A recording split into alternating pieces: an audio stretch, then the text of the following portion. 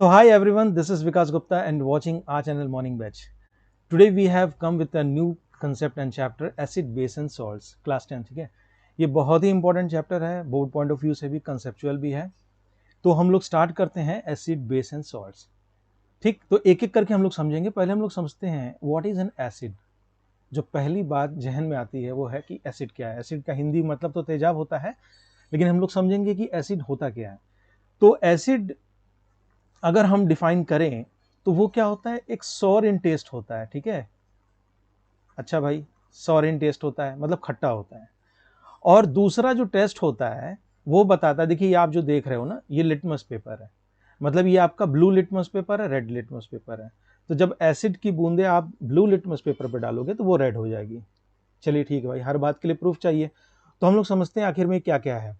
तो पहले स्टार्ट करते हैं सार इन टेस्ट। सार मतलब खट्टा होता है। तो अब ऐसा तो नहीं मतलब भाई कि अगर कोई तुम्हारा फ्रेंड लाया टेस्ट ट्यूब में कि भाई देखो ये एसिड है कि नहीं, ABC देखो ये, इसको टेस्ट करके बताओ, और आपने पी लिया, ऐसा कभी मत करना। आप यमराज को अपने फ्रेंड बनाओगे। ठीक है, जोक्स अपार्ट, मतलब कि एक्सीडेंट हो जाएगा। ठीक है, you will get harm with that. तो बात होती है सार इन टेस्ट का मतलब क्या हुआ। एक तो देखो पहले मैं लिख दूं सार इन टेस्ट और ब्लू टू रेड करेंगे। Blue to red litmus paper. तो देखो सार इन टेस्ट में ये कह रहा है कि ऐसा नहीं कि आप सारे एसिड को टेस्ट करो, एक जनरल प्रॉपर्टी। जैसे फॉर एग्जांपल मैं आपको बता रहा हूं, जितने भी सिट्रिक फ्रूट होते हैं, जैसे कि नींबू हुआ, ठीक है, उसमें साइट्रिक एसिड होता है, वो भी एसिड होता है, लेकिन उसको आप टेस्ट कर सकते हो, खट्टा होता है। ठीक है, अंगूर, उसमें टायटरिक एसिड होता है, वो भी खट्टा होता है, उसको भी आप टेस्ट कर सकते हो। चलो भाई, और बताइए क्या क्या है। एस्टिक एसिड, जो सिरका होता है खाने में, अचार वगैरह में डालते हैं, विनेगर, वो भी खट्टा होता है, उसको भी आप टेस्ट कर सकते हो, वो भी एसिड हो सकता है। लेकिन एक्वा रिजिया, कंसंट्रेटेड HNO3 या कंसंट्रेटेड HCl, ये सब एसिड अगर आपके ऐसे हाथ में भी पड़ेगा तो वो पूरा खत्म हो जाएगा। ठीक है, लकड़ी पे पड़ेगा, लकड़ी जल जाएगा। ठीक है, तो ये बात समझ में नहीं आ रही है कि भैया सारिन टेस्ट हम लोग ये तो कोई टेस्टिफाई नहीं हुआ कि हम लोग एसिड को इसी से टेस्ट कर पाएंगे। ठीक है, तो ये बात आती कि जो मैंने बताया एसिड, तो उसमें क्या हुआ, बात निकल के आई कि वीक एसिड भी होते हैं और स्ट्रॉन्ग एसिड भी होते हैं। ठीक है, जनरल प्रॉपर्टी वीक एसिड का मतलब ये होता है कि देखिए, अब आप हायर क्लास में जाओगे, 11th में, वहां पढ़ोगे, एसिड का एक ऐसे भी डेफिनेशन है कि H+ आयन में आयनाइज हो जाए। जब एसिड को आप पानी में डालोगे तो आयनाइज होके, यहां मैं लिख दे रहा हूं, H+ आयन में वो पूरा आयनाइज हो जाएगा। अब वो कितना आयोनाइज होता है वो डिपेंड करता है वो कैसा एसिड है। अगर 100% आयोनाइज हो गया, मतलब पूरा, जैसे HCl है, पानी में डाले और पूरा H+ में डिसोसिएट हो गया। मान लीजिए 100 मॉलिक्यूल आपने HCl लिया, पानी में डाला, H+ 100 मॉलिक्यूल आपके निकल गए, तो मतलब कि वो बहुत ही स्ट्रॉन्ग एसिड है। अब मान लीजिए 10 ही 20 निकले तो वो बहुत ही वीक एसिड है। ठीक है, तो अभी बहुत मैं प्रेशर नहीं दूंगा, अभी मैं धीरे धीरे समझाऊंगा क्या क्या होता है। तो बात आई वीक एसिड और स्ट्रॉन्ग एसिड की। तो वीक एसिड तो मैंने जिससे बताया, डायट्रिक एसिड या सिरका या नींबू, ये सब वीक एसिड हो गए। ठीक है, इवन आपके डाइजेस्टिव ट्रैक्ट में जो HCl होता है, जिससे खाना डाइजेस्ट होता है, वो भी आपका वीक एसिड होता है। लेकिन जब कंसंट्रेटेड, मतलब कि वो पूरी तरह H+ में डिसोसिएट हो जाए। अब तो ये बात हो गई। तो भैया ये बताओ कि सार इन टेस्ट तो हम लोग नहीं बता सकते, क्योंकि हर एसिड को मुंह में तो डाल नहीं सकते हैं। तो कैसे पता चलेगा कि कैसे है, मतलब क्या है, वो एसिड है कि नहीं। मान लीजिए एक आपने ऐसे टेस्ट ट्यूब लिया और इसमें एक सोल्यूशन बन गया है, और ये कोई पूछ रहा है कि भैया ये बताओ एसिड है कि बेस। तो प्रूफ क्या है, अदालत प्रूफ मांगती है। ठीक है, जैसे वो पुरानी फिल्मों में आप लोगों ने देखा होगा ना, अदालत प्रूफ मांगती है, इमोशंस पे नहीं चलती है, उसी तरीके से। ठीक है, तो अमिताभ बच्चन आएंगे, क्या बोलते हैं, विजय दीनानाथ चौहान हाय। तो प्रूफ ये है स्ट्रांगली आवाज में कि ब्लू लिटमस पेपर को रेड कर देता है। हाँ, ब्लू लिटमस पेपर को क्या कर देता है बच्चों, रेड कर देता है। मतलब अगर आपने एसिड लिया, उसकी कुछ बूंदे ब्लू लिटमस पेपर, ये देखिए, ब्लू लिटमस पेपर पे डाली, तो ये पूरा का पूरा दिस टू दिस हो जाएगा, रेड में कन्वर्ट हो जाएगा। तो इससे आप पता लगा सकते हो कि वो एसिड है। बेस की बात हम लोग नेक्स्ट वीडियो में करेंगे, जिसमें हम लोग बताएंगे कि रेड लिटमस पेपर को ब्लू कर देता है। ठीक है, अब देखिए हम लोग, एसिड तो समझ में आ गया, sarin test, blue litmus to red, और एक और है कि H+ आयन में डिसोसिएट होगा। ये तो हो गई डेफिनेशन। ठीक है, इतना आप समझा सकते हो। अब बात आती है इसके बहुत सारे रिएक्शंस हैं, केमिकल रिएक्शंस, मतलब मेटल, इसमें एसिड में मेटल डाल दिया, मेटल ऑक्साइड डाल दिया, मेटल कार्बोनेट डाल दिया, मेटल हाइड्रोजन कार्बोनेट डाल दिया, तो क्या क्या रिएक्शन होगा। तो ये सब हम लोग समझेंगे, बहुत ही मजा आएगा, बहुत ही इंटरेस्टिंग है। क्योंकि और ये सब बहुत इंपॉर्टेंट इसलिए भी रिएक्शंस हैं क्योंकि आपको ये देखिए एग्जामिनेशन में क्या करेगा कि आपको जनरल पूछ लेगा कि A B C D E याद करो, इस तरह का क्वेश्चन पूछता है आइडेंटिफाई करने के लिए।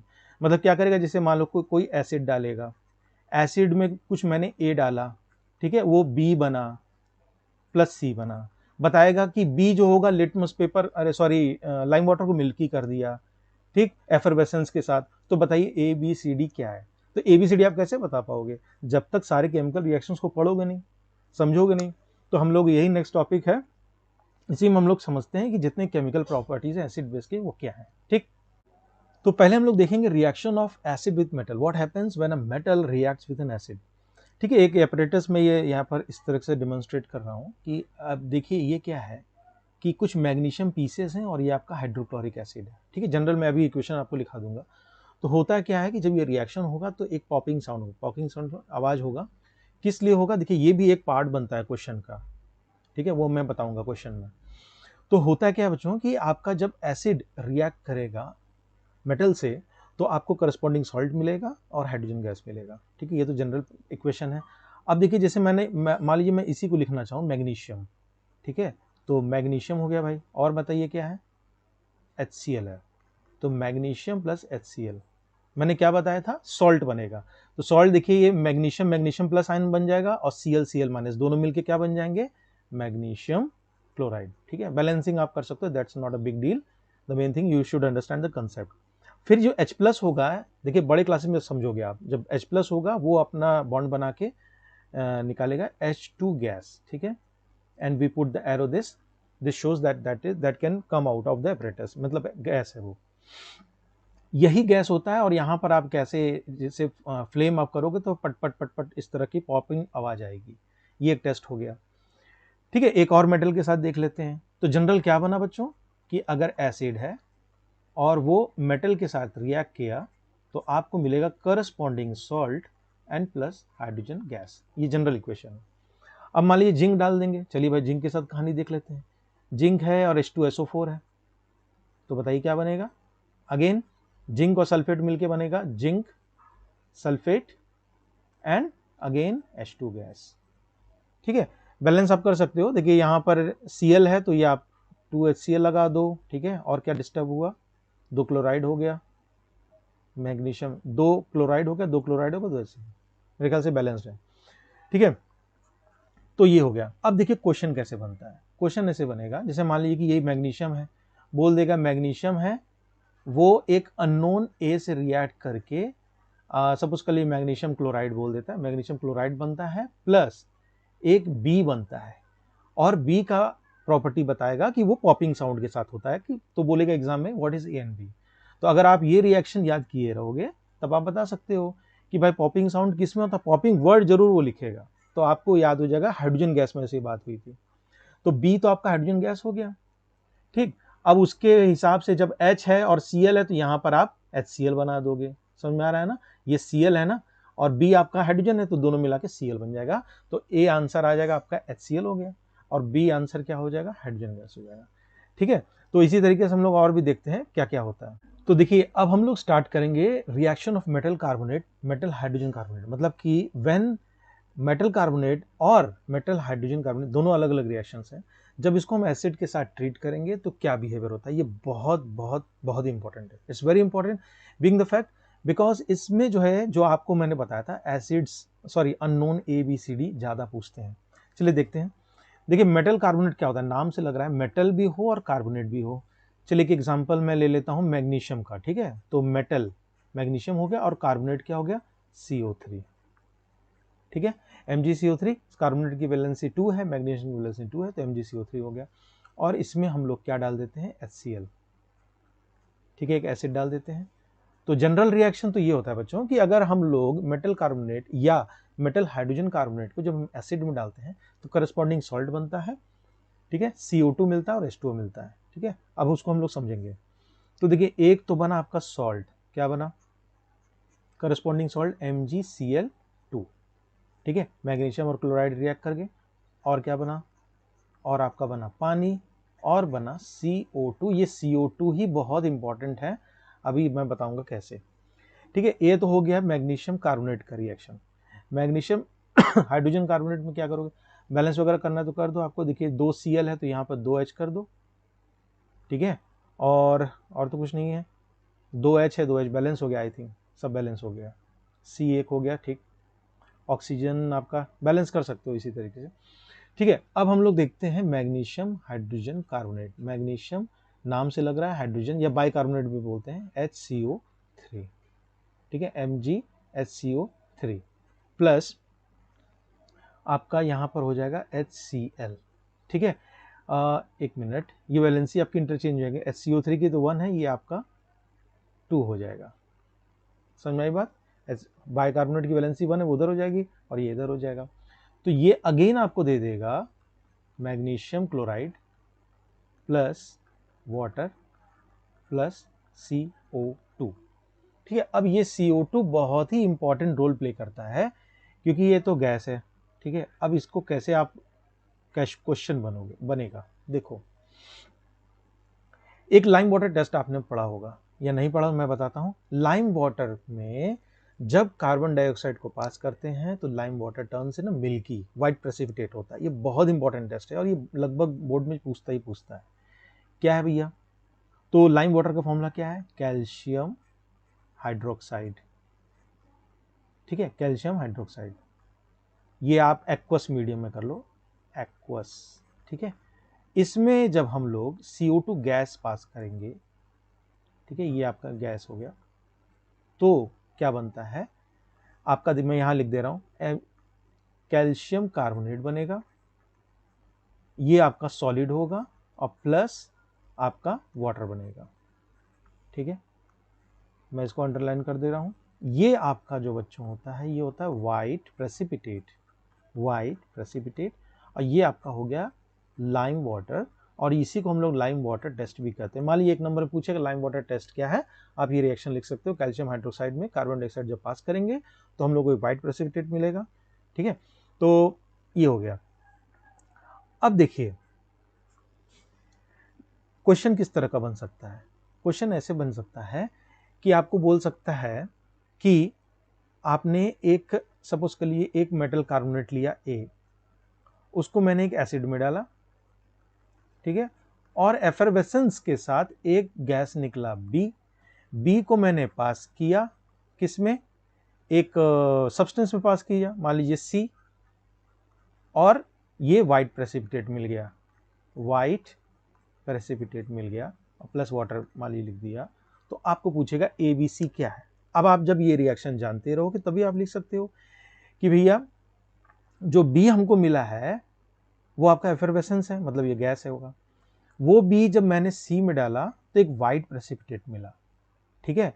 तो आपको ABC कैसे होगा, तो आप जानते हो रिएक्शन की एसिड में जब हम मेटल कार्बोनेट रिएक्ट करते हैं तो हमको एक गैस मिलता है, ठीक। तो आप यहां पर ये तो कंफर्म हो गया कि B आपका क्या हो गया, CO2, ठीक। और CO2 ही जो टर्न करता है लाइम वाटर को मिल्की, मतलब वो व्हाइट प्रेसिपिटेट, तो ये हो गया आपका लाइम वाटर, ठीक है, दिख रहा है ना, ये क्या हो गया आपका लाइम वाटर, और ये श्योर हो गया कि ये आपका मेटल कार्बोनेट हो गया, ठीक है। तो इस तरीके से आपको रिएक्शन पूछ सकता है ABC क्या है। तो मोटी मोटी बात ये सब आप याद कर सकते हो क्या, कि अगर हम लोग मेटल कार्बोनेट या मेटल हाइड्रोजन कार्बोनेट को एसिड में डालते हैं तो हम लोग को CO2 मिलता है। CO2 को हम लोग अगर लाइम वाटर टेस्ट की बात करता है तो बता देंगे कैल्शियम हाइड्रोक्साइड एक्वस, या लाइम वाटर में आप जब डालोगे तो व्हाइट प्रेसिपिटेट मिलेगा जो कि कैल्शियम कार्बोनेट के थोड़े सॉलिड थोके होंगे, ठीक है। देखिए ये सब भी क्या इंडिकेटर होता है, ठीक है। इंडिकेटर आप समझते हो ना, जैसे आप ट्रैफिक सिग्नल में जाते हो तो आपको रेड सिग्नल करता है मतलब कि रुकिए, ग्रीन सिग्नल मतलब कि जाइए।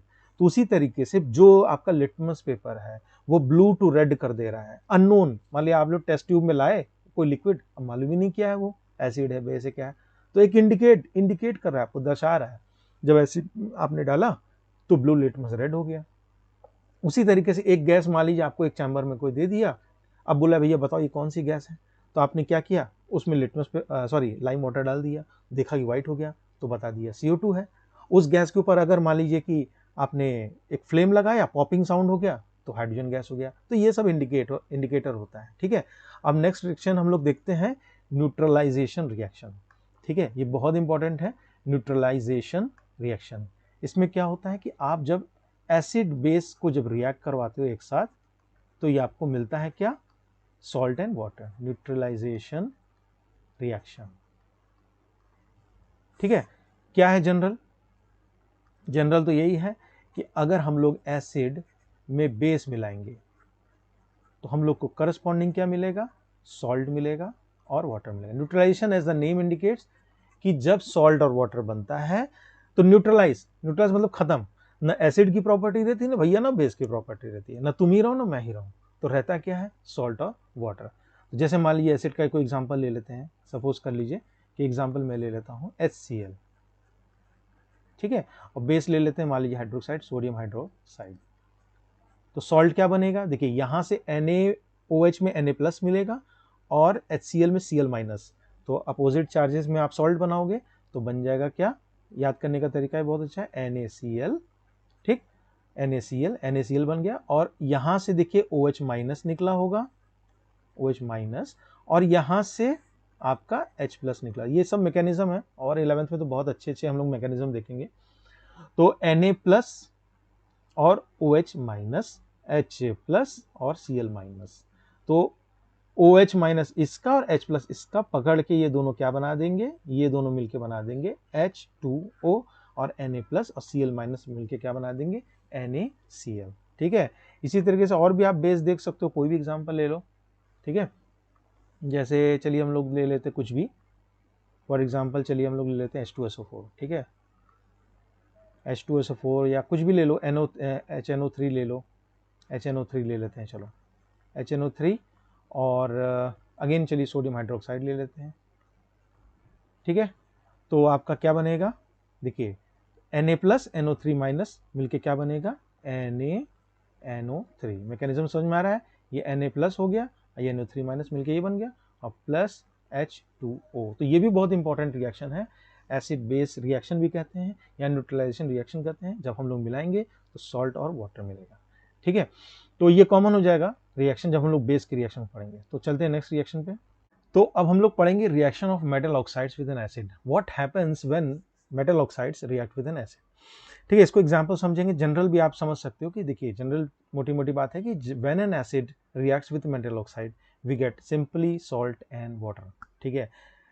और जो आपका जो सॉल्ट होता है वो आपका बेसिक नेचर होता है, वो हम लोग बाद में समझेंगे, ठीक है। तो जैसे मेटल ऑक्साइड्स की एग्जांपल बता दीजिए, मान लीजिए मैं पहले एक सेलेक्ट कीजिए, मैग्नीशियम चलिए एक मेटल में ले लेता हूँ, ऑक्साइड क्या हो जाएगा, MgO, ठीक है। Mg की वैलेंसी 2, ऑक्सीजन की आप तो समझ रहे हो, इंटरचेंज हो गया, प्लस कोई एक एसिड ले लेते हैं, चलिए हम लोग ले लेते हैं HCl। तो मैं कह रहा हूँ सॉल्ट बनेगा, वाटर बनेगा। देखिए अगर आप जनरल फॉर्मूला भी समझ लोगे ना कि सॉल्ट वाटर बनेगा, न्यूट्रलाइजेशन में सॉल्ट वाटर बनेगा, metal carbonate metal hydrogen carbonate से मिलेगा, तो सॉल्ट वाटर कार्बन डाइऑक्साइड, मतलब एक लेमन भाषा में याद करोगे फिर तो आप, अभी मैंने मैकेनिज्म बताया है ये कि कैसे कैटायन और एनायन को मिला के आप बना दोगे, ठीक। तो अब देखिए Mg क्या है, प्लस नेचर में है, और क्लोराइड क्या है, माइनस नेचर में है। तो जो कैटायन एनायन मिलके एक सॉल्ट बनाएंगे, ये बात अभी हम लोगों ने समझी है। तो Mg और Cl मिलके भैया चलो मैं बना देता हूँ MgCl। अब वैलेंसी की बात आप जानते हो, क्लोरीन की वैलेंसी 1 इधर हो गया, ये सब तो आप जान ही रहे हो, और मैग्नीशियम की वैलेंसी इधर, तो मैग्नीशियम क्लोराइड। तो मैंने क्या बोला था, सॉल्ट बनेगा, वाटर बनेगा, ठीक। ऐसे भी आप याद कर सकते हो, नहीं भी याद करोगे आप देखो O बचा हुआ है यहाँ पर और H बचा हुआ है, H और O मिला के क्या बन गया आपका H2O। तो ये आपका बना सॉल्ट, ये बना वाटर, ठीक है। इसमें भी देखो आप क्वेश्चन बन सकता है कि नहीं, बहुत तरीके से बन सकता है। आपको बोल देगा कि उसके लिए A है, चलिए इसके जस्ट नीचे मैं कर रहा हूँ, और भैया चलो HCl मिला के बन गया B, पानी भी बन गया, ठीक है। सॉरी B तो अब मैंने बताया कि B को बता दिया है ना, मैग्नीशियम क्लोराइड है, तो B को मैं रब कर दे रहा हूँ और यहाँ पे लिख दे रहा हूँ मैग्नीशियम क्लोराइड, ठीक। तो अब आप ऐसा रिएक्शन कब जानते हो कि एक सॉल्ट बनता है, एक पानी बनता है, ये बता भी रहा है कि क्या है, ऑक्साइड है, ठीक है। और नाम आपको मेटल का दे दिया Mg, तो बताइए MgCl2 बना, ठीक है, राइट हैंड साइड आपको सॉल्ट वाटर मिला, ऑक्साइड बोल ही दिया, तो एक ही ऑप्शन बचता है क्या, मैग्नीशियम ऑक्साइड। तो आपको पूछेगा आइडेंटिफाई है, आप आराम से बता सकते हो। तो ग्राउंड रूल क्या है कि सारे रिएक्शंस का आपको मालूम होना चाहिए कि अगर इससे ये रिएक्ट करता है तो क्या बनता है, उससे ये रिएक्ट करता है तो क्या बनता है। उसके बाद आप कैटायन एनायन जो मैकेनिज्म मैंने बताया उससे आप कर सकते हो मैनेज। एक और एग्जांपल देख लेते हैं, जैसे जिंक ऑक्साइड। ठीक है, जिंक ऑक्साइड को मान लीजिए मैं HCl से देख लो या H2SO4 से चलो देख लो। ठीक है, तो आपका क्या बना है, सॉल्ट बनेगा। जिंक प्लस है, SO4 माइनस है, तो ZnSO4 बनेगा, जिंक सल्फेट और पानी बनेगा। ठीक है, तो इररिस्पेक्टिव ऑफ द फैक्ट आपके पास कौन सा एसिड है, that doesn't matter, the only thing that matters is कि आपको राइट हैंड साइड मालूम होना चाहिए, सॉल्ट बन रहा है, वाटर बन रहा है, क्या बन रहा है। ठीक है, इसमें तो आपका बेसिक नेचर होगा जो भी आपका सॉल्ट बनेगा। अब इस पर भी हम लोग बात करेंगे नेक्स्ट वीडियोज में। जो आपका पीएच लेवल है, ठीक है, अभी तो नेक्स्ट वीडियो मैं बेस, जैसे मैं एसिड के बताया हूँ उसी तरीके से बेस क्या होता है और बेस के सारे रिएक्शन बताऊंगा। फिर पीएच लेवल बताऊंगा तो उसमें ज़्यादा क्लियर होगा कि आपके एसिडिक कब हम लोग, एक वो भी एक इंडिकेटर होता है, pH less than 7 more than 7, वहाँ भी हम लोग कर सकते हैं। ठीक है, तो आज की वीडियो में बस इतना ही। Thank you for watching.